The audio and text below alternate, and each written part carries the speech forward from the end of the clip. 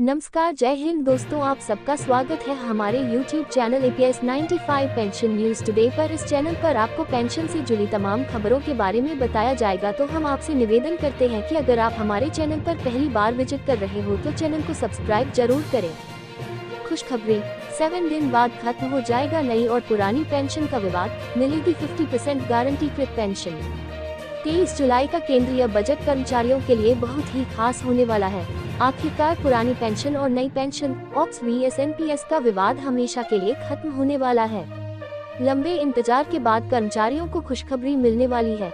आपकी जानकारी के लिए बता दूं कि हर सिक्के के दो पहलू होते हैं। अधिकतर कर्मचारी सरकार के इस कदम से खुश हो रहे हैं, वहीं पर बहुत सारे कर्मचारी अभी भी खुश नहीं है। आखिरकार पूरा माजरा क्या है, चलिए सिलसिलेवार तरीके से जान लेते हैं। पुरानी पेंशन और नई पेंशन का विवाद खत्म। वित्त मंत्री निर्मला सीतारमण 23 जुलाई को पूर्ण बजट पेश करेगी। लोकसभा चुनाव के बाद पेश हो रहे इस बजट में सरकार पुरानी पेंशन और नई पेंशन के विवाद को हमेशा के लिए खत्म करेगी। आपकी जानकारी के लिए बता दूं कि लोकसभा चुनाव में बीजेपी को बहुमत से कम सीटें मिली। अधिकतर कर्मचारियों ने बीजेपी और उसकी सहयोगी दलों को वोट नहीं किया। लोकसभा चुनाव में पुरानी पेंशन का मुद्दा काफी गर्म रहा था। ऐसे में इस बार बजट में इसका समाधान हो जाएगा। वित्त मंत्री निर्मला सीतारमण ने इसके संकेत पहले ही दे दिए थे। बजट से मिलेगी गारंटीकृत पेंशन। वित्त मंत्री निर्मला सीतारमण ने पहले ही संकेत दिए थे कि NPS के तहत सरकार केंद्रीय कर्मचारियों को एक गारंटीकृत पेंशन देने पर विचार कर रही है। अब बजट में इसका ऐलान हो जाएगा। केंद्र सरकार केंद्रीय कर्मचारियों को NPS के तहत अब उनकी आखिरी सैलरी का करीब 50% फिक्स पेंशन देगी। इतनी पेंशन उन्हें गारंटीड मिलेगी। ये लाखों सरकारी कर्मचारियों की पेंशन की टेंशन को कम करेगा। ऑप्स और NPS में अंतर। ओल्ड पेंशन सिस्टम में कर्मचारी को उनकी अंतिम वेतन का 50% पेंशन के रूप में मिलता है। इसके साथ ही हर 6 महीने पर बड़ी दर से महंगाई भत्ते का भी भुगतान किया जाता है।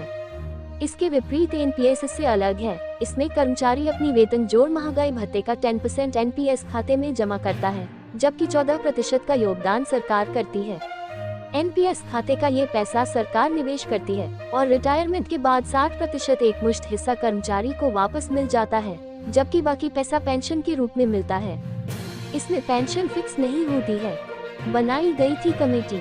कांग्रेस शासित कई राज्यों में ऑप्स सिस्टम फिर से बहाल की गई है, इसलिए केंद्र सरकार पर काफी दबाव था। इसी दबाव को देखते हुए केंद्र सरकार ने पिछले साल वित्त सचिव वी सोमनाथन की अध्यक्षता में एक समिति का गठन किया था, जिसको नई पेंशन में संशोधन करने की जिम्मेदारी दी गई थी।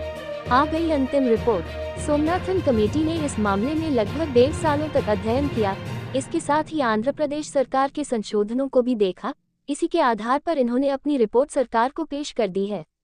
रिपोर्ट में कर्मचारियों की अंतिम बेसिक वेतन का 50% पेंशन के रूप में मिलना तय हो चुका है और बजट में वित्त मंत्री निर्मला सीतारमण इसका आधिकारिक ऐलान करेगी। बजट से पहले यूनियन के साथ चर्चा। सोमनाथन कमेटी नई पेंशन में संशोधन की रिपोर्ट सुरक्षित रख ली है। बजट में इसका ऐलान करने से पहले कर्मचारी यूनियन से इसकी चर्चा की जाने वाली है। इसके लिए 15 जुलाई को मीटिंग का आयोजन किया गया है।